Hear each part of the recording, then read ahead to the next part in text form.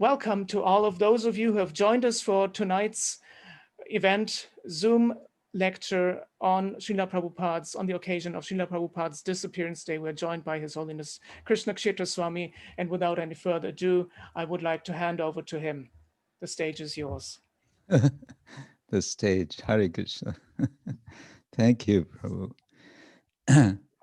I'm happy to be with you this evening, ISKCON Berlin, and devotees who are joining outside of Berlin on this special day of Srila Prabhupada's tirobhava. So I'll just chant some pranam, pranati, and then we can begin with some thoughts, some readings to remember, to appreciate, to refresh our memories of this most wonderful Acharya person who came into our lives, who changed our lives, transformed our lives, is transforming our lives. Om Jnana Timirandasya Gananjana Shalakaya Chakshurun Militam Yena Tasmai Shri Gurave Namah. Shri Chaitanya Manobishtam Sthapitam Yena Bhutale Swayam Rupa Karamahyam Tadati Swapadantikam Vandeham Shri Guru Shri Yutta Parakamalam Shri Gurun Vaishnavangscha Shri Rupam Sagrajatam Sahagana Raghunatang Vitam Tang Sajivam Sadvaitam Savadutam Parijana Sahitam Krishna Chaitanya Devam Shri Radha Krishna Padan Sahagana Lalita Shri Vishakhan Vitangscha Nama Om Vishnu Padaya Krishna Prashtaya Bhutale Srimate Bhakti Vedanta Swamin iti namine Namaste Saraswati Devi Gauravani Pracharine Nirvishesha Shunyavadi Paschatya Deshatarine Vancha Kalpatarubhyascha Kripa Sindhubhya Evacha Patitanam Pavanebhyo Vaishnavebhyo Namo Namah. Hey Krishna Karuna Sindhu Dinabandhu Jagatpate Gopesha Gopika Kanta Radha Kanta Namostute Tapta Kanchana Gaurangi Radhe Vrindavaneshwari Rishabhanusute Devi Pranamami Hari Priya Jai Shri Krishna Chaitanya Prabhu Nityananda Shri Advaita Gadadhar Shivasari Gaura Bhakta Vrinda Hare Krishna Krishna Krishna Hare Hare Hare Rama Rama Rama Hare Hare. I thought we could begin by reading the two final purports that Srila Prabhupada wrote before his departure. As you may know, Srila Prabhupada was translating Srimad Bhagavatam from early 1960s, possibly even late 1950s. He completed the first canto, and it was published in 3 volumes. Prior to his departure for America, when he went to America, he had on board the ship trunks with 2 100 sets of his book or books. And he would take every opportunity while he was traveling to write. Of course, Srila Prabhupada's writing initially was actually writing, and later it was dictating as devotees arranged a recording device for him and so on. But over these years of his traveling and establishing his mission, first in America and then in Canada and then in so many other countries of the world, he always came back to his sort of basic activity, practically without any break.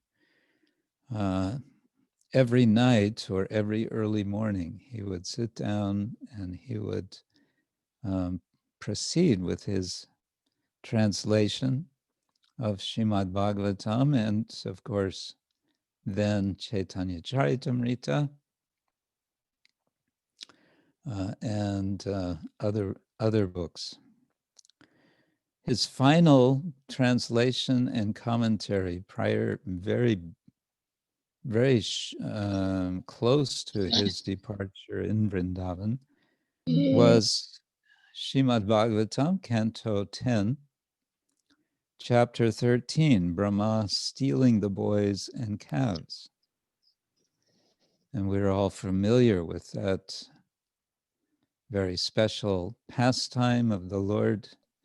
Sometimes it's called Brahma Vimohan Lila because Lord Brahma is very much bewildered by Lord Krishna as he makes this attempt to steal the calves and the cowherd boys. And the chapter ends with Lord Brahma coming to see what has transpired in what for him is an extremely short time, but for Lord Krishna and the residents of Vrindavan has been an entire year. And when he comes back, what does he see? He sees that Krishna is there with all of the cowherd boys and all the calves, just as he had left them. And when Brahma went to check where he had hidden the calves and the cowherd boys, he saw they're also there, and thus he became very confused. And when Krishna then manifested together with all of the cowherd boys' 4-armed forms, then Lord Brahma really became bewildered, but then the light dawned on him and he understood his own foolishness.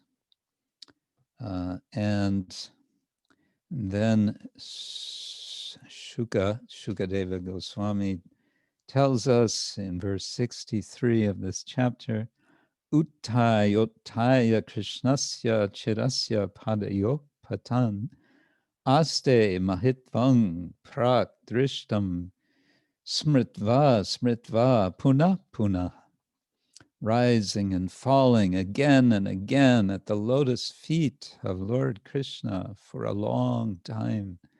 Lord Brahma remembered over and over the Lord's greatness he had just seen. Srila Prabhupada gives a short purport to this verse. He says, as stated in one prayer, Shrutim apare smritim itare bharatamanye bhajantu bhavabhitaha aham iha nandang vande yasyalinde parang brahma. Let others study the Vedas, Smriti, and Mahabharata, fearing material existence. But I shall worship Nanda Maharaj, in whose courtyard is crawling the Supreme Brahman. Nanda Maharaj is so great that the Para-Brahman is crawling in his yard, and therefore I shall worship him. And this is from Padyavali of Srila Rupa Goswami. Prabhupada continues, Brahma was falling down in ecstasy because of the presence of the Supreme Personality of Godhead, who exactly resembled a human child. Brahma was naturally astonished. Therefore, with a faltering voice, he offered prayers, understanding that here was the Supreme Person. And then there's one more verse to this chapter. Shanayar Shanayratotaya Vimrichalochane Mukundam Udviksha Vinamrakandara Kritanjali Prasrayavan Samahita Svavepatur Gadgadayai Latelaya. Then, rising very gradually and wiping his two eyes, Lord Brahma looked up at Mukunda. Lord Brahma, his head bent low, his mind concentrated, and his body trembling, very humbly began with faltering words to offer praises to Lord Krishna. And Srila Prabhupada writes, Brahma, being very joyful, began to shed tears, and he washed the lotus feet of Krishna with his tears. Repeatedly he fell and rose as he recalled the wonderful activities of the Lord. After repeating obeisances for a long time, Brahma stood up and smeared his hands over his eyes. Srila Vishwanath Chakravarti Thakur comments that the word lochane indicates that with his two hands he wiped the two eyes on each of his four faces. Seeing the Lord before him, Brahma began to offer prayers with great humility, respect, and attention. Thus end the Bhaktivedanta purports of the 10th canto, 13th chapter of the Srimad Bhagavatam, entitled The Stealing of the Boys and Calves by Brahma. So this is Srila Prabhupada's final purport prior to departing.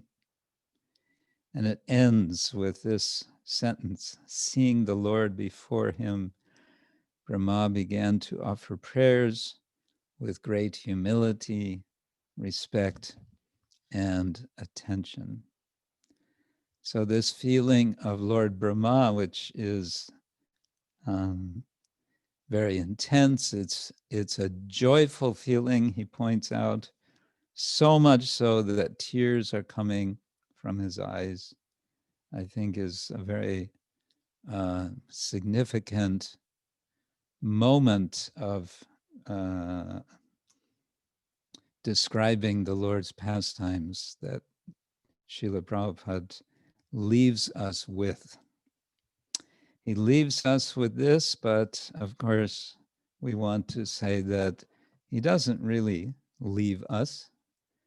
We want to appreciate how he continues to be with us and continues to inspire us to serve Krishna one of the things that I think we can all appreciate about Srila Prabhupada is that he always called our attention to Krishna, to service of Krishna, not to himself.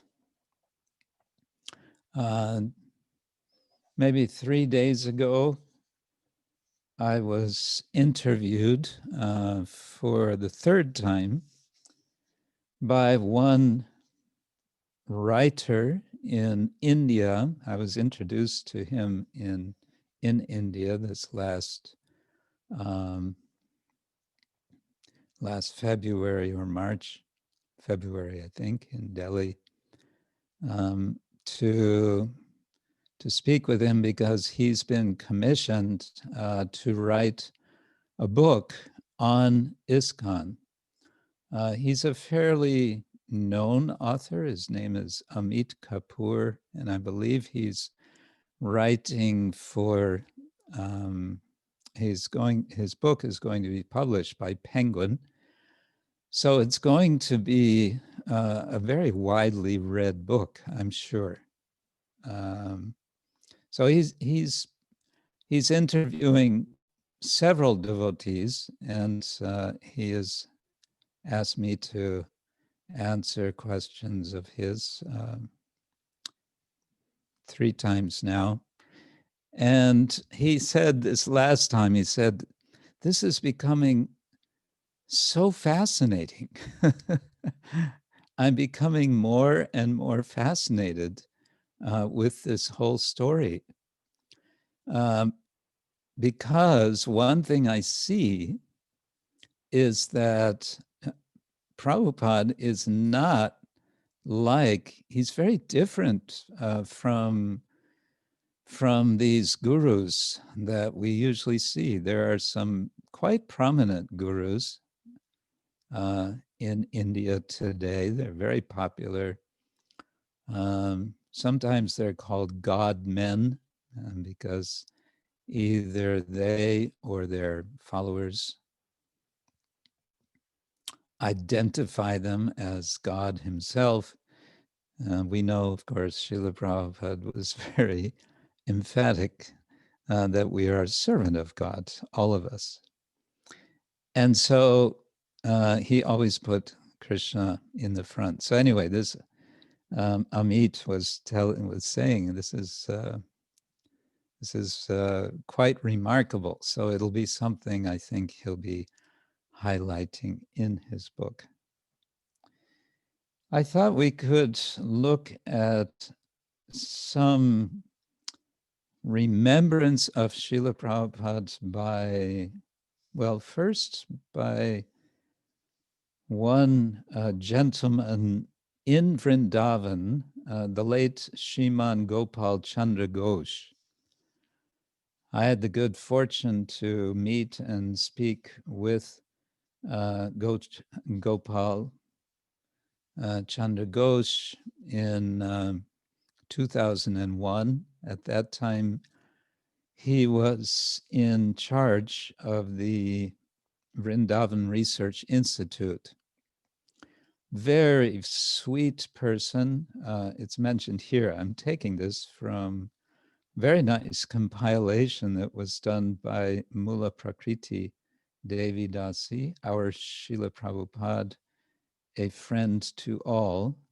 Early contemporaries remember him. Gopal Chandra Ghosh was, for me, a very striking person, very humble, very sweet personality, and extremely learned about history of the Gaudiya Sampradaya. He has since departed the world, but fortunately these memories have been kept of his remembering Srila Prabhupada this would have been the 1950s, and then later he's also recalling when Prabhupada came back in 1971 or 72 with so many Western devotees. And we can begin with a memory he has of Srila Prabhupada remembering his spiritual master, Srila Bhaktisiddhanta Saraswati Thakur. He says that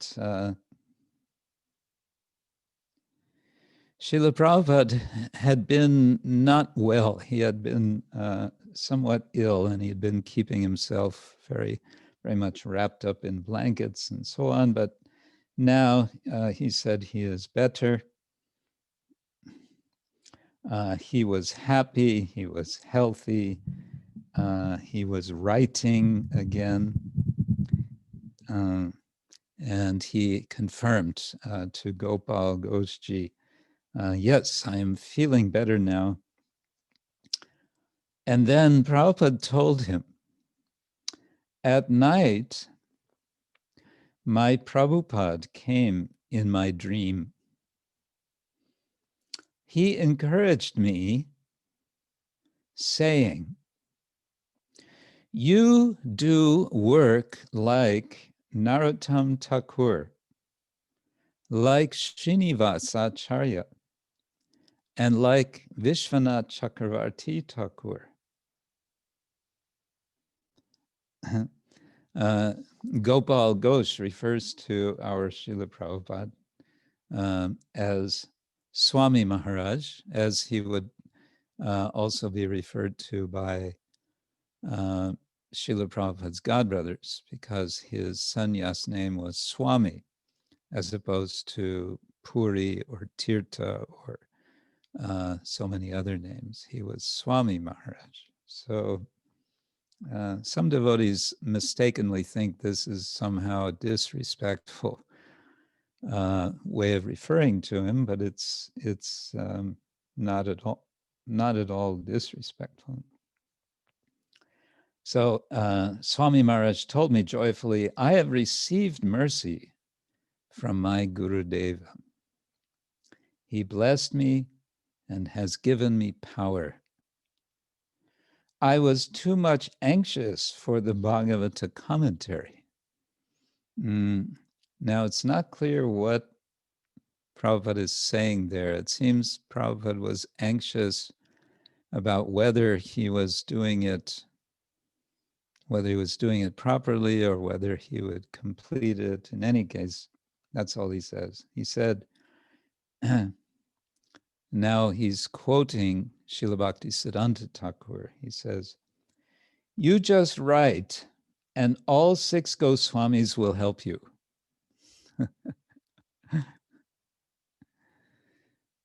So that's quite a blessing. You just write and all 6 Goswamis will help you.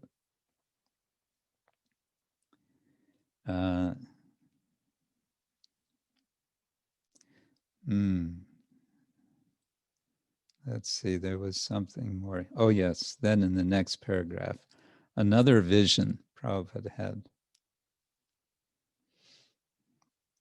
Sometimes he, our Srila Prabhupada, would tell me something special that I, Gopal Ghosh, understood as quite intimate, secret.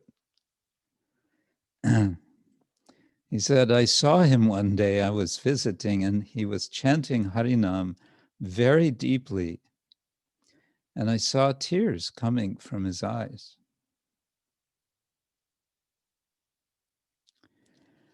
And then I asked him what was going on.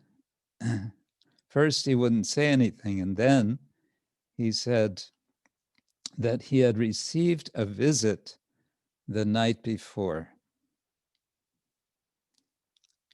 In the courtyard by Srila Rupa Goswami's Samadhi,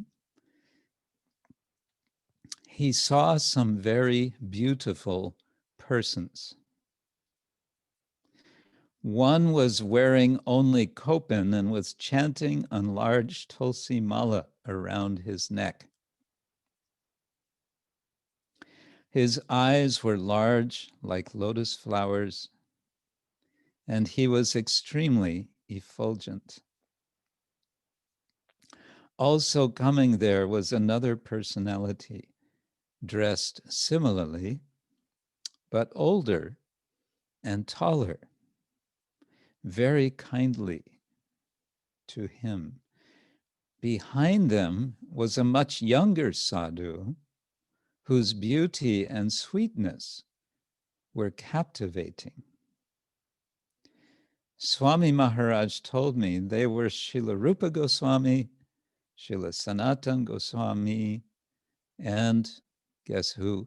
Their nephew, Srila Jiva Goswami. He said they spoke to him and gave him mercy and guidance for his writing and for his future preaching. And Gopal Ghosh says, I tried to ask more, but this was all he would tell me.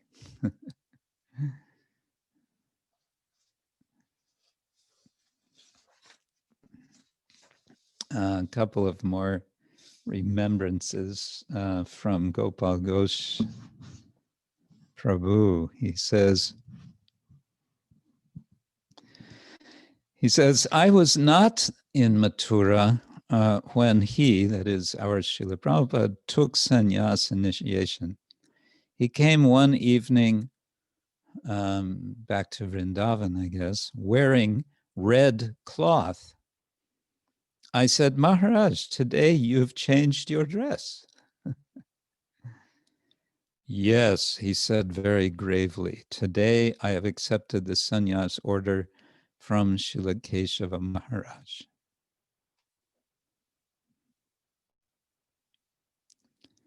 And then he tells about what he calls an inauguration ceremony that Srila Prabhupada organized in Vrindavan for his first canto of Srimad Bhagavatam at the Radha Damodar temple.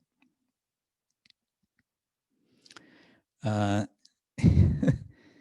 Prabhupada was very energetic. He organized everything himself.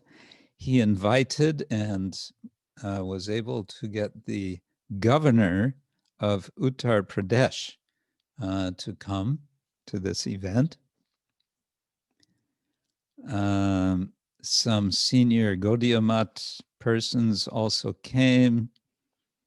And he also asked Gopal Ghosh to help. He collected money from some devotees in Delhi to put on the festival. He gave me, Gopal Ghosh, some rupees, told me to preach through Vrindavan streets on a loudspeaker. Prabhupada wanted to tell everyone that the Srimad Bhagavatam in English, first canto, is now available. And this event was to be on Jamashtami Day. So he says, indeed, the Uttar Pradesh governor came, and Srila Prabhupada, our Srila Prabhupada, gave a very nice lecture. All came to hear and see the small children dance. So you can picture this scene. There's a photo here. It shows some of the dignitaries together with Srila Prabhupada. So Prabhupada took care of the whole thing. And he said, in his speech that day, he explained how much illumination will come from these translations, because many people, both Eastern and Western, will chant Harinam Sankirtan and worship this Harinam with puja and seva. So Srila Prabhupada was confident that this book is going to make a difference. This is, we're looking at, this would be early 1960s. So far, Prabhupada is, he's unknown person. but he is announcing this is all going to happen. My first canto is now published. This is Srila Prabhupada speaking, and other cantos will be published. Sri Chaitanya Charitamrita will also be translated gradually, and other books as well. Then Gopal Ghosh says, he told me how he believed this would be a great work because his guru ordered him to preach all over the world. And then Prabhupada says, Gopal Ghosh remembers, I have no courage to do such a task. But now my Gurudev has shown me the light, so I am enlightened by him.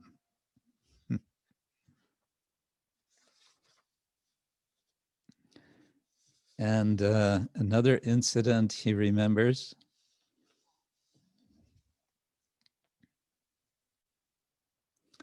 Gopal Ghosh says, one time I was walking by Keshigat in the heat of summer, and I saw him, that is our Srila Prabhupada, alone on one of the islands in the middle of the Yamuna. Now, the Yamuna River is kind of constantly shifting, and sometimes it would create small islands of sand. These are kind of coming and going. It says he saw Srila Prabhupada on one of these islands across from Keshigat. He had prepared the sand like a small hill, and he had put his danda, his sannyas danda, in the middle of this little mound of sand.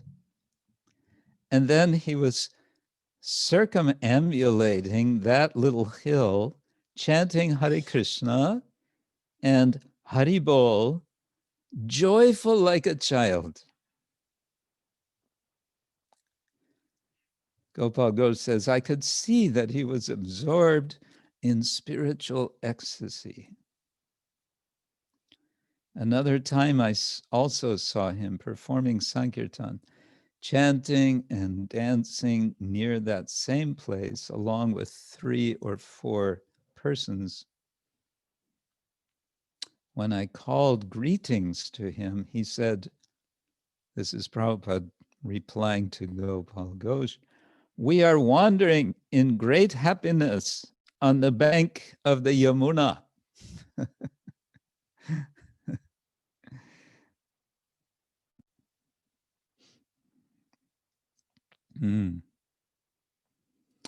And maybe one more little incident, or maybe 2, from Prabhupada in Vrindavan. Gopal Ghosh says, there was an old lady who daily came from the Yamuna after taking bath. She was very old, and she had this old walking stick. It was very beaten and broken. And once Srila Prabhupada said to her, "Oh, Guru Ma, you please take my stick and give me your stick." Prabhupada wanted to trade sticks. Prabhupada had a very nice cane, a nice walking stick. So he said, you take this one, I will take yours. I want your blessings, Prabhupada said to this woman. The old lady began to weep. She began to cry. Oh, Baba, you are joking with me. I am not able to take your cane. It will be stolen. Someone will snatch it from me. You please keep it yourself. And Prabhupada, okay, he didn't insist, but he gave her some rupees. He remembers. Prabhupada gave her some rupees. And speaking of giving such respect to this little old lady, there's reference to another lady who was his god sister. There was a Bengali devotee, Kiran Bhaladevi, who lived in Vrindavan.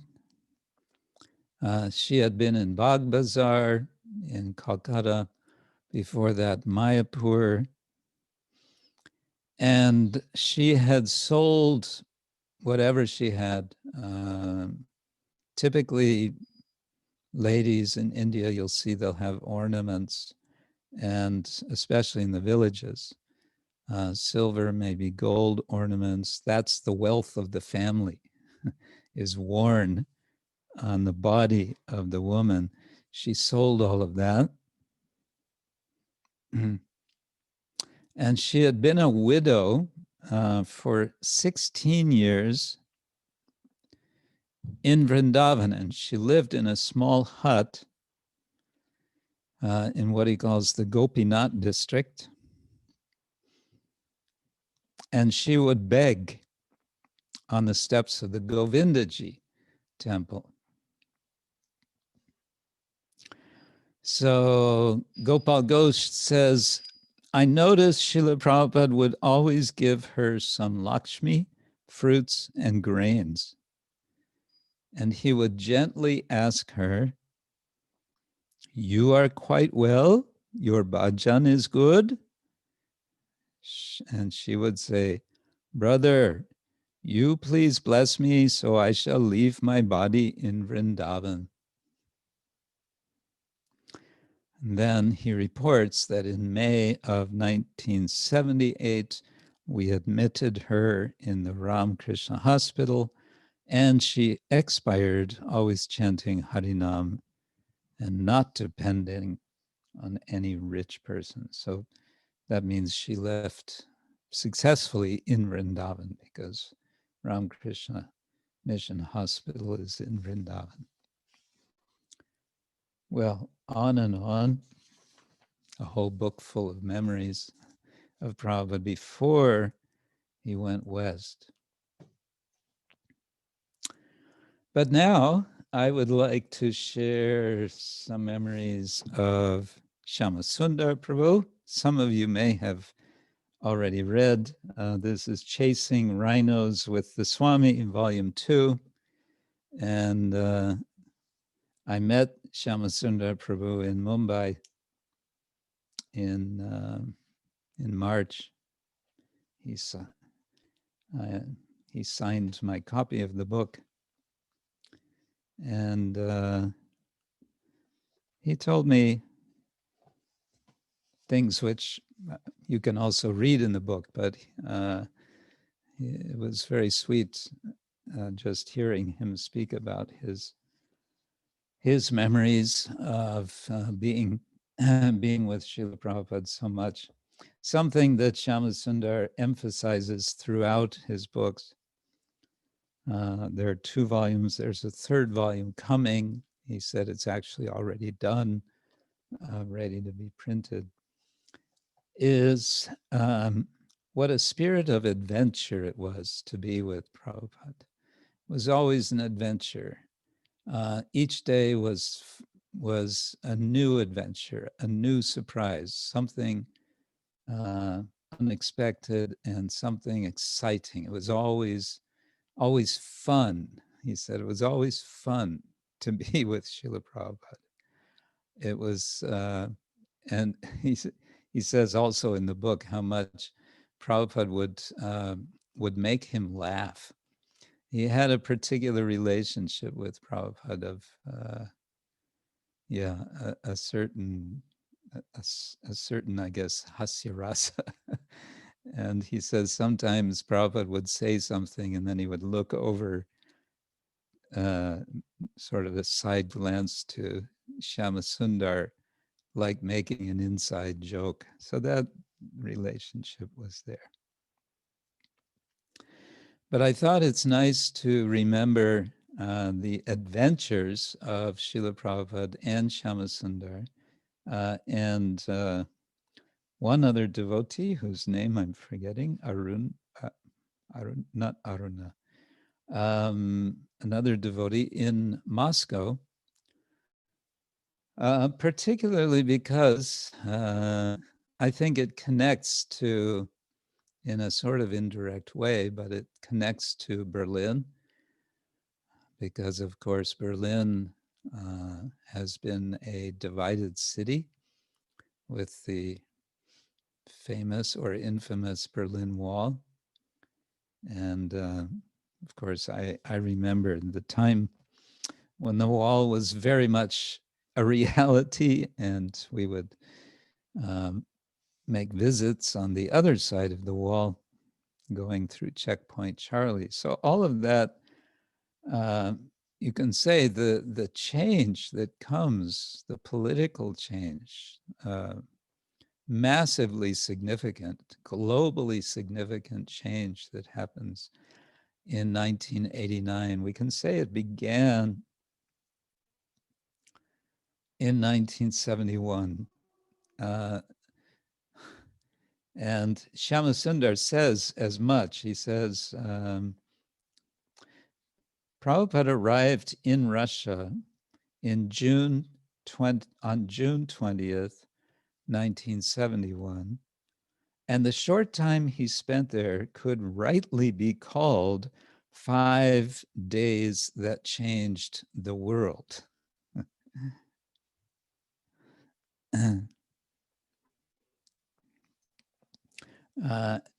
So Shyamasundar tells the whole adventure of meeting Professor Kotovsky, eventually meeting this young man, Anatol, who will become Ananda Shanti.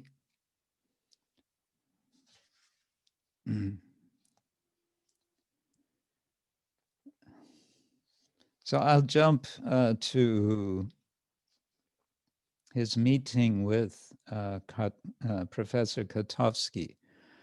Professor Kotovsky was, you could say, a very well-conditioned communist, apparently. He was following the communist doctrine, the Marxist doctrine that he had been trained in, probably from childhood. So arrangement had been made. I don't remember the details, how it came, the initial contact, but in any case, it was arranged that Prabhupada would meet this Professor Kotovsky. And Prabhupada is, as he would always be, extremely direct in his presentation, in a way which one might almost feel was naive, was too much innocent. So Prabhupada said, and this is Shyamasundar quoting him, Prabhupada said to Professor Kotovsky, "So we have come so far to see you to discuss that modern sociology is targeting the state or the people as the owner of a certain state. But our Vedic conception is Ishavasyamidam sarvam, everything is owned by Isha, the supreme controller." Of course, Marxism is thoroughly atheist. And Prabhupada doesn't care. He says, we understand that everything's owned by Isha, the supreme controller. And Shyamasundar says, I quietly turned on the Hitachi cassette recorder in my book bag, and like any good spy, I slide it unseen beneath the table.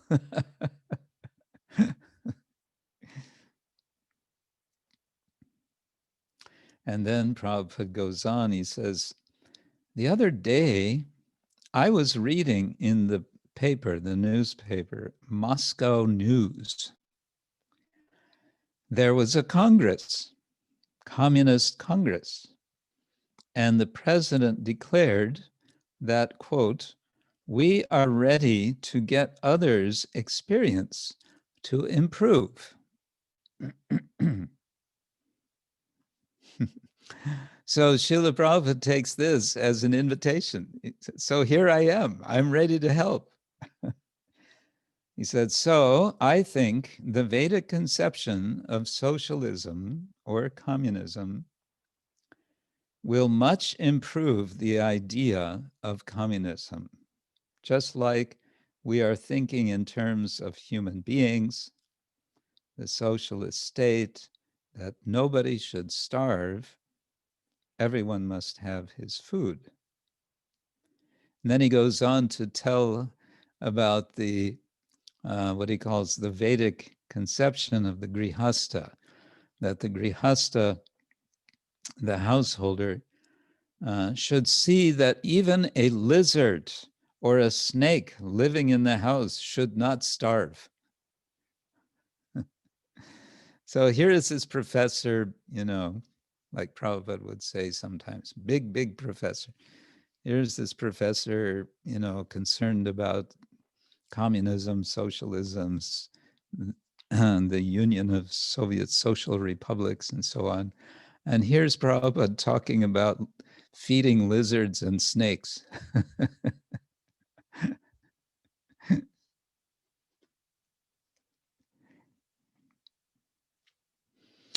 They should not starve. And what to speak of others? The Grihastha, before taking his lunch, he is recommended to stand on the road and declare that, quote, if anybody is still hungry, please come.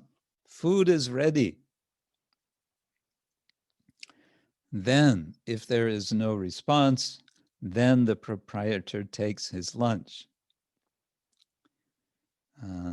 He says, in this way, there's so many good ideas about socialism for communism. So I want to share them with you.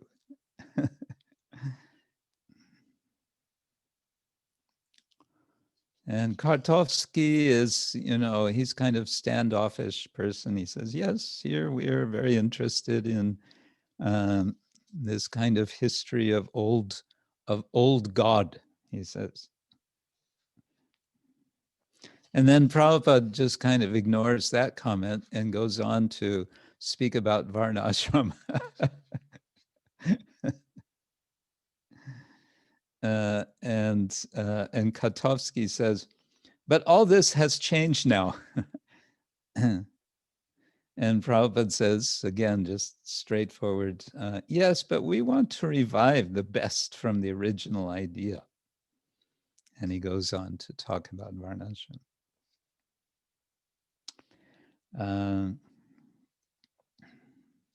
But then Katovsky says, so forget about Vedas.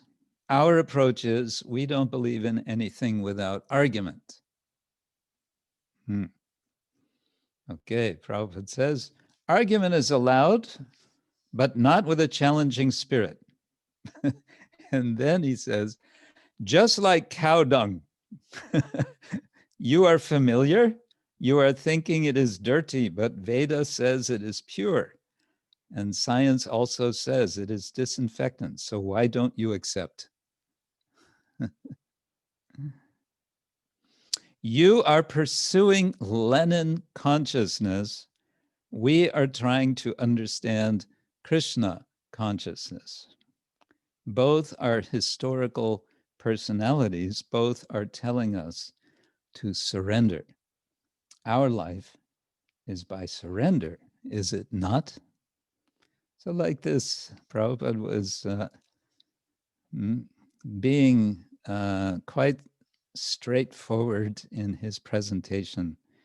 And of course, the great result from Prabhupada's visit to Moscow that time was the sort of chance meeting with this young man, Anutol, whom Shyamasundar had met on the street when Shyamasundar was shopping. And they got into conversation. Shyamasundar brought him back to the hotel room together with one other boy. The other boy was not so interested. He left after some time. Anutol stayed. And as we say, the rest is history. And then there's a funny sort of, how to say, sequel to this.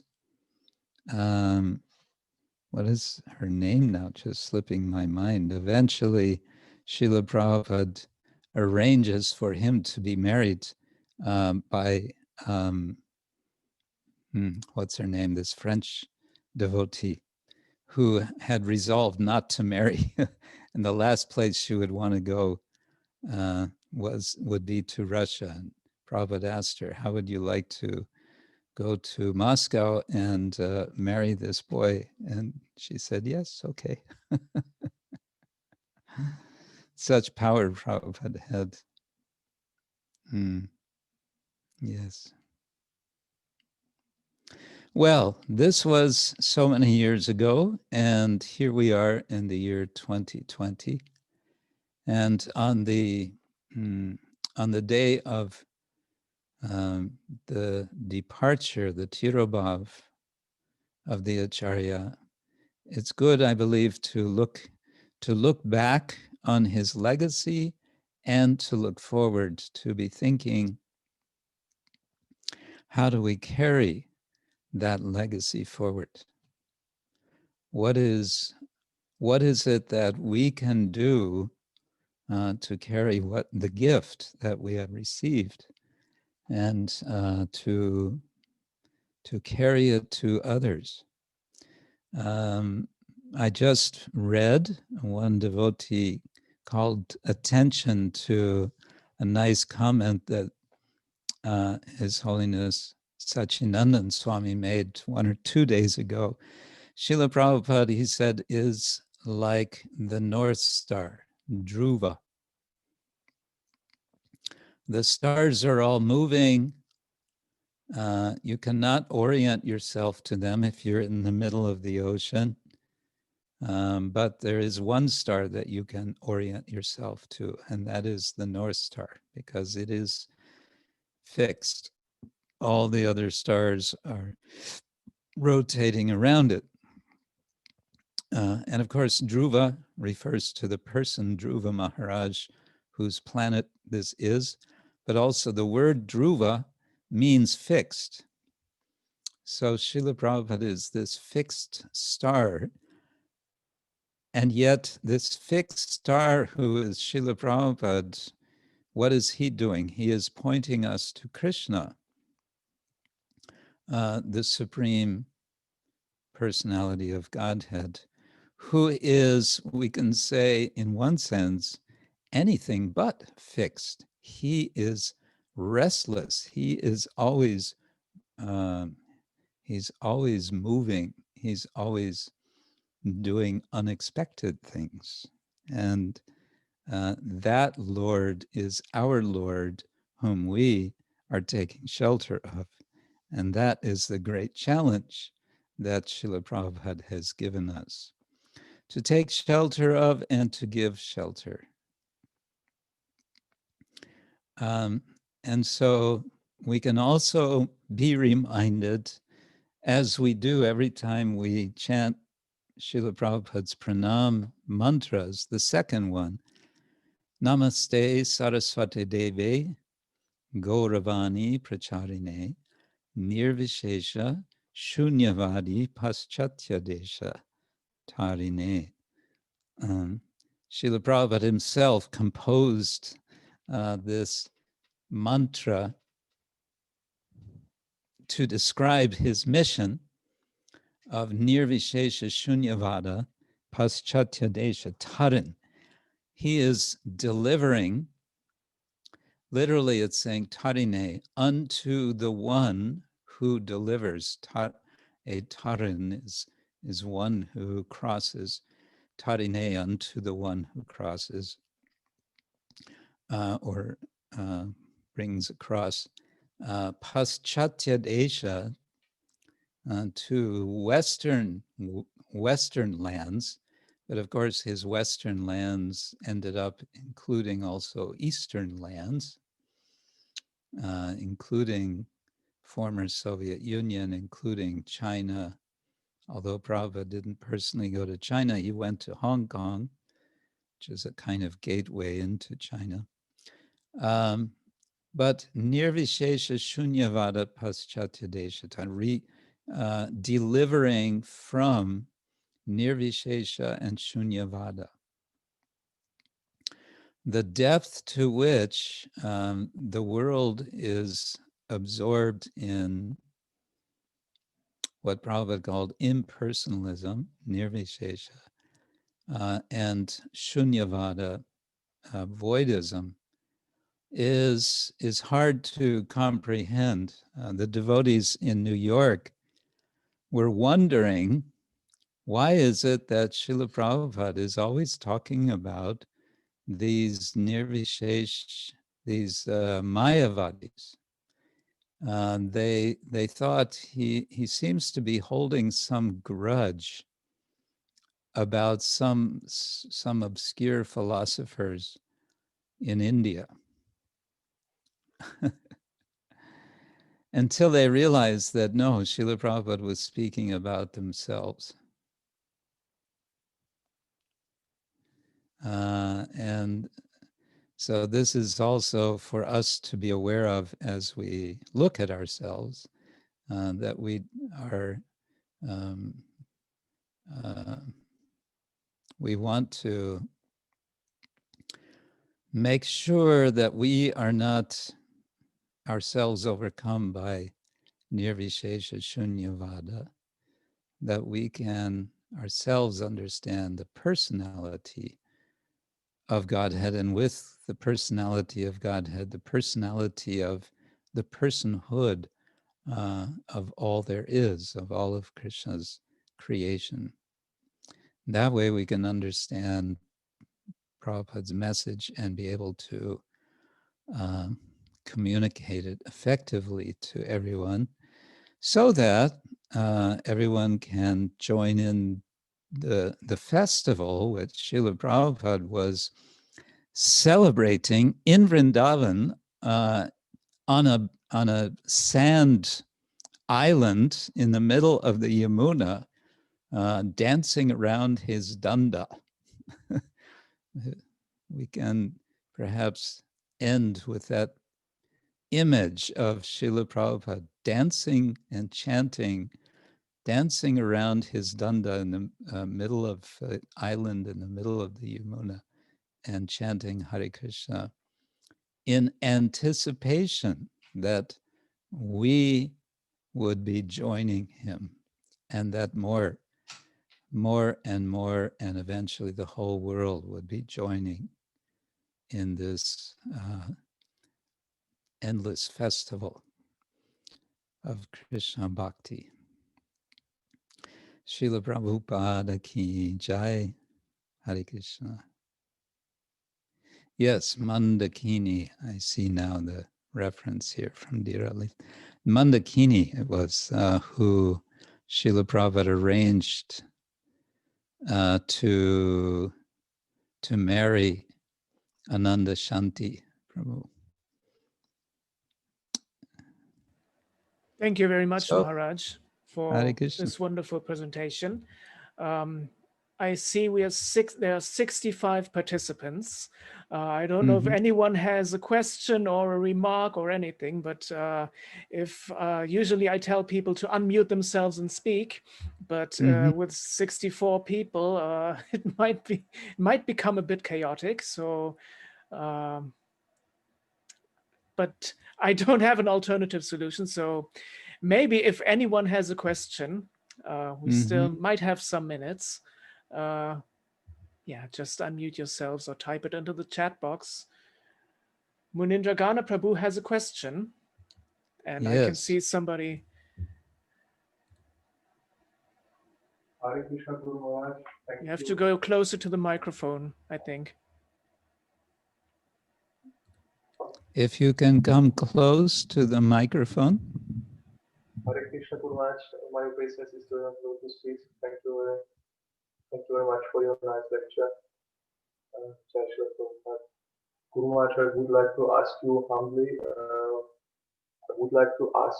because you were sharing so many nice rememberings from Srila Prabhupada, I would like to ask you humbly, maybe you can share with us your personal favorite story or remembering with Srila Prabhupada. You mean my own memories? Yes, or your favorite story, or what your main remembering, what you like the most, the favorite story. Okay. I don't know about favorite memories. Okay, one favorite memory, if you like, is, again, this is a nice image, I think, that we can all put in our minds, which I've always liked to remember from personally seeing, was when Srila Prabhupada was in London in 1973 in the summer. And there was Ratha Yatra, as they do presently, going down from Marble Arch to Trafalgar Square, with 3 carts, one each for Jagannath, for Baladev, Subhadra, and Jagannath, and with Srila Prabhupada, who became so joyful at the event. Instead of sitting on Subhadra's cart, he joined on the street, walking along in front of Subhadra, and with his hands raised and with tears in his eyes, dancing all the way. Very joyful, very amazing to see. And, with a smile, and just like, this was, the perfection of life. to be with all the devotees and with Lord Jagannath. It was like a victory procession. And no words were needed. Of course, Srila Prabhupada did give a lecture when we all arrived at Trafalgar Square. Then they had a big setup for him to sit on a nice vyasasana and speak to the crowd. And that was all very nice, but the thing that really struck me was that he was dancing in Rath Yatra. And for us, we were seeing Prabhupada dancing, and I had the feeling, thinking about it later, that Prabhupada must be seeing Lord Chaitanya dancing. And, despite our blindness, in effect, we were allowed to see through Srila Prabhupada, Lord Chaitanya.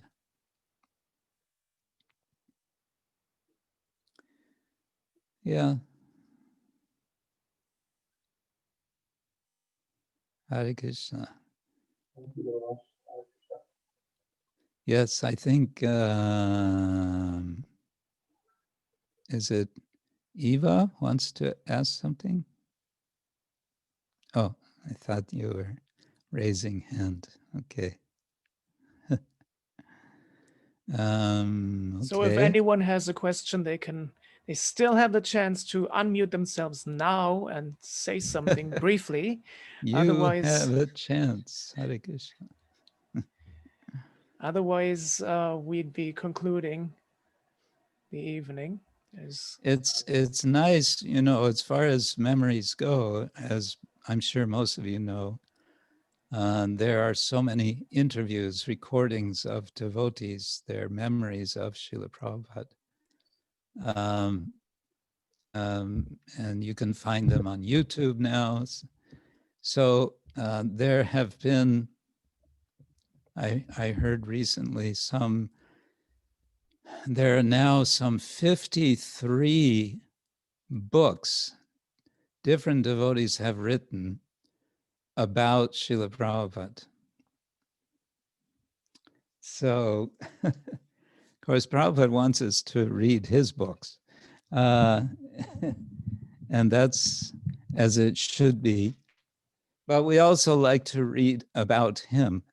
There's something about Srila Prabhupada's ways that is just so attractive. And I think one thing that's so amazing about Prabhupada is how he touched the hearts of so many people, despite our being so different. And so each of our experiences of Srila Prabhupada will be so different, and yet in this one person, Srila Prabhupada, he was touching so many people. There is one more question I see. They would just have to unmute themselves because they are currently, yeah. Krishna Kshetra Maharaj, thank you for a nice lecture. And you talked about keeping on the legacy of Srila Prabhupada. I just wanted to ask how new devotees can keep on the legacy of them. How can, sorry, I missed, I think one or two words. How can new devotees keep on the legacy of Srila Prabhupada? Oh, how can new devotees keep the legacy?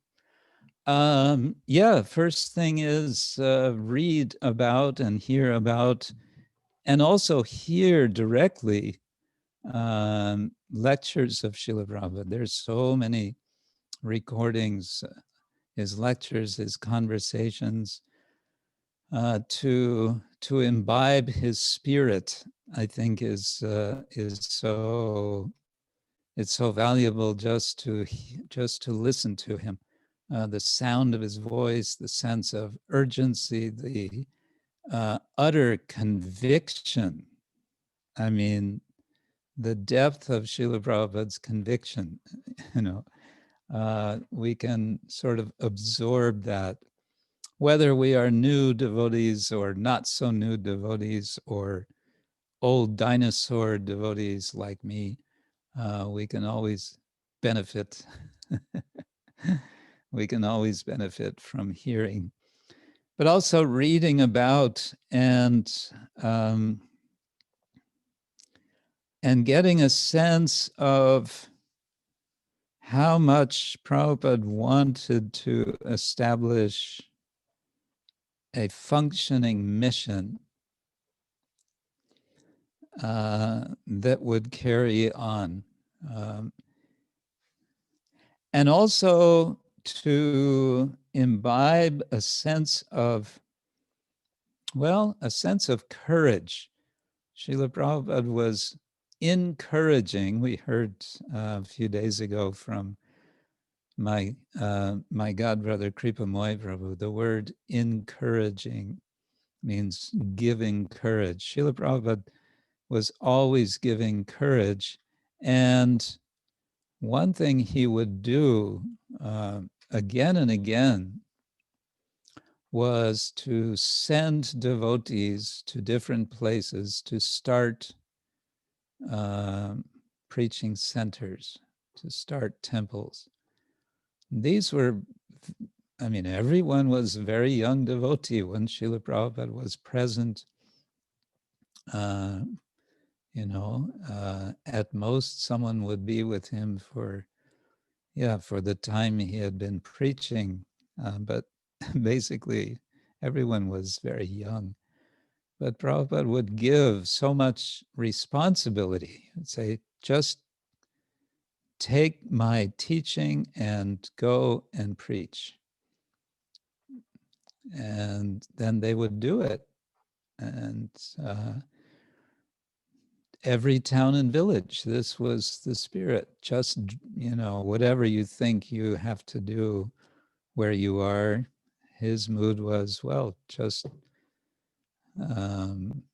drop it and go. And this was going on in India when they were traveling. Prabhupada and a few devotees, sometimes they would be going by train from one city to another. And along the way, Prabhupada would tell one devotee, you get out here and just stay here and preach. What? Yes, we can hardly imagine that now, but that was the mood. Just go and preach. So take courage. And at the same time, be very thoughtful and listen to senior devotees. Try to understand. It's an ongoing process of deepening our sense of what is Krishna consciousness and how do we ourselves practice and how do we share it. This is ongoing process. Not that one day we say, okay, now I got it. Now I know what it's all about. As soon as we think, now I know what it's all about, Krishna disappears. But we can also take courage and inspiration from Srila Prabhupada's sense of confidence that, yes, because of the nature of Krishna consciousness, we can be successful in preaching it. I always like to tell this story that that Guru Das tells in his book, title which I don't remember, that they were in Vrindavan. Prabhupada was in Vrindavan. Guru Das was the president of Vrindavan Krishna Balaram temple for some time. And Prabhupada was having the different senior devotees give the evening Bhagavad Gita class. And Prabhupada would sit in the courtyard and listen to his disciples giving the class. So try to imagine you're giving Bhagavad Gita class and Srila Prabhupada is listening to you. So the devotees were preparing as best they could. They were memorizing shlokas and quoting them in the class. And then it was Guru Das's turn. And Guru Das said, I can't learn a sloka to save my life. But he did his duty. He gave a class. According to Guru Das, it was a very simple class. But afterward, he went to Srila Prabhupada and Prabhupada said, very nice. Now I can retire.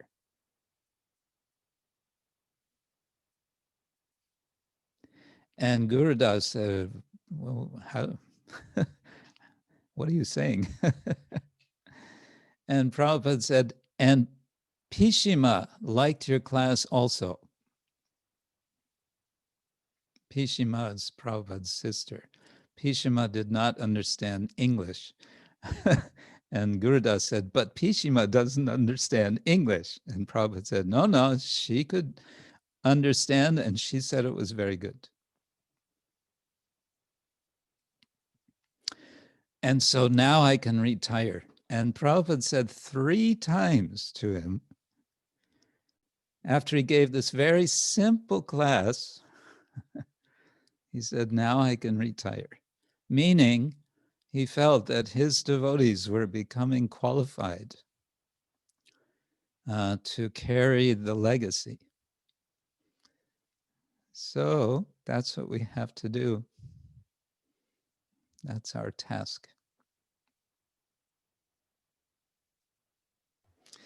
Okay, it's getting a little late. Yeah, it's getting a little late. There is one question in the chat, but I think you have like just answered with what you just said. You kind of answered that questions. Was about, can you please tell us how Srila Prabhupada dealt with devotees with different natures? Like if someone was more scholarly versus someone more inclined to do menial services, etc. And would he make efforts to identify those natures? So I think you kind of just answered that, but maybe if you still have some more comments on that, you could very briefly say a few words. Well, Prabhupada seemed to understand everyone's nature immediately, and even without speaking with the person. And his engaging of people, his engaging of devotees was, always with a sense of the person's qualification. The questioner mentioned if someone was scholarly. Prabhupada had some scholarly devotees, and Prabhupada appreciated and did what he could to encourage them. So, for example, Swarup Damodar Prabhu, who became Bhakti Swarup Damodar Maharaj, became one of the first people of Bhaktivedanta Institute.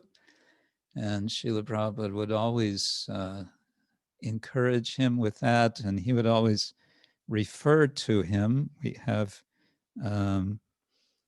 Dr. So-and-so has doctorate in chemistry and so on. And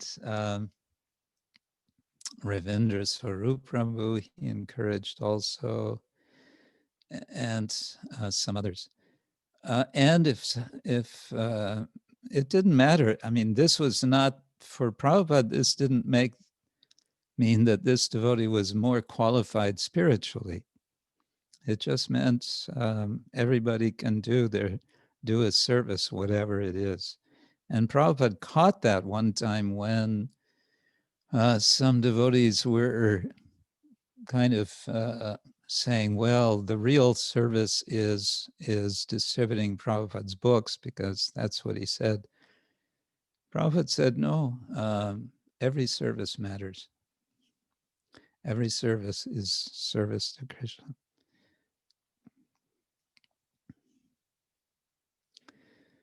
So let us all remember the legacy Srila Prabhupada's given us. Big responsibility we have. And yes, let's expand Berlin Yatra.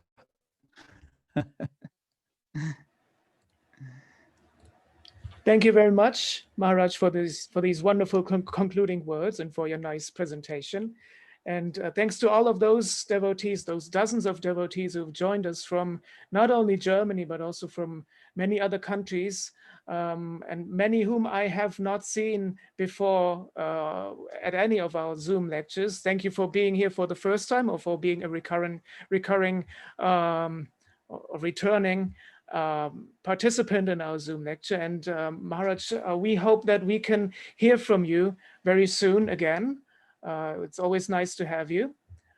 Thank you very much and have a good night. Hare Krishna. Gute Nacht alle. Hare Krishna, Srila Prabhupada ki jai. Jai. Ananta Goti Vaishnava Vrinda ki jai. Gaur Premanande Hari Bol. Hari Bol. Jai Maharaj.